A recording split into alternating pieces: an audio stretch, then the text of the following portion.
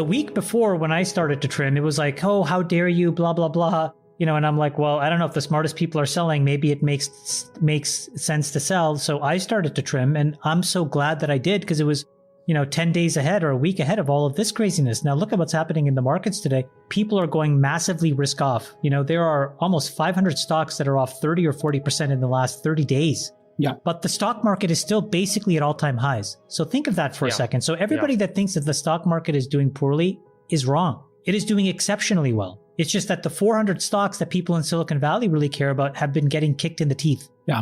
And the paper company and the specialty chemicals company have actually done reasonably well, which Airplane are nothing, parts and which is nothing that any of us have exposure to, or some of us don't have exposure to. So now we are in a moment. There have been 71 or 2 of these moments since 2009, where you have either a sector drawdown or a market drawdown. In this case, we're in the middle of a massive growth sector drawdown. Okay, the multiples on these companies are shrinking. Companies like Snowflake and Peloton, Cloudflare, Zoom. We're trading at 70 to 100 times revenue, and people are reevaluating whether those multiples are worth it, irrespective of the quality of the company, because those are very high quality companies. So we're just re-rating the risk right now, okay? And it's not broad-based. The real problem is all these companies that I think raised a lot of money in private markets are now going to get stuck, because if the public markets have compressed multiples by 30 to 50%,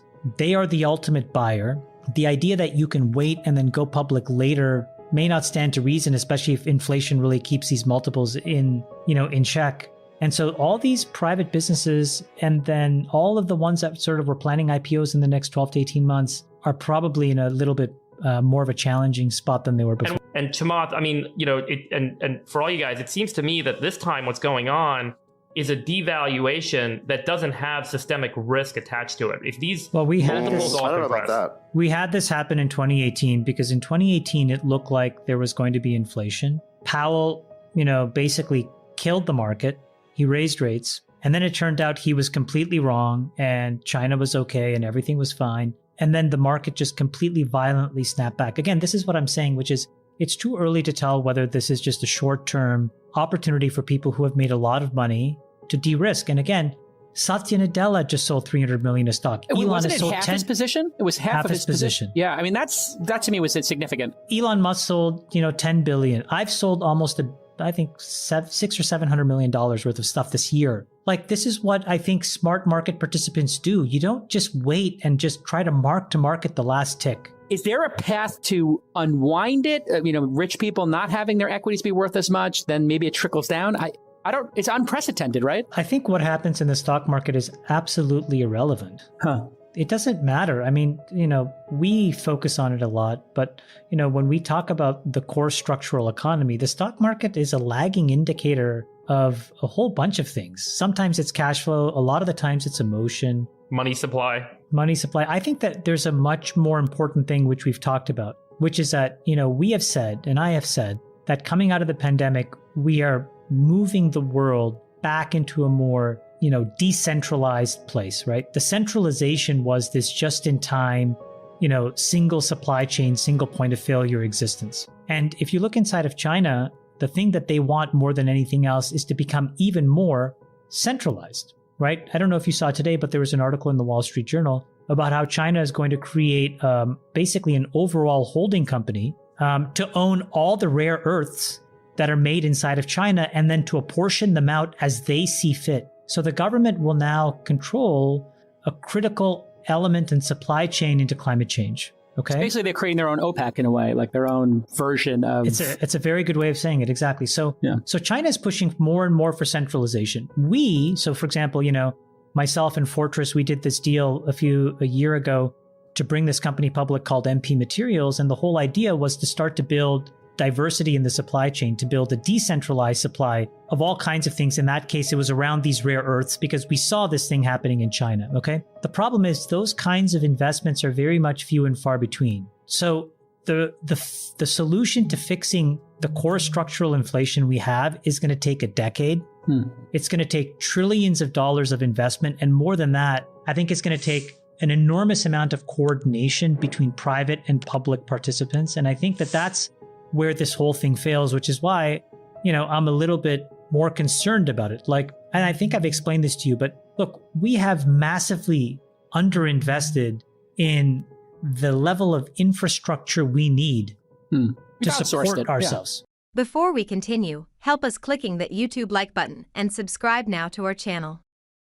This shows the algorithm that you valued this information. And it helps us spread that message. Sharing is caring. And now, let's continue. I have bad news for you. If you're not rich by now, you're screwed. And if you're in debt, you're even double screwed. How so, you might wonder? Well, the sad truth is that you're working your whole life to make someone else rich. The mega corporations, the banks, the politicians, everyone is getting richer. They get your money. And what is even worse, they get your time, they get your life. You are not even in a rat race, you're in a financial prison. But what could a solution for you look like? Honestly, I don't know, but I know what a solution for me would look like. It's very simple.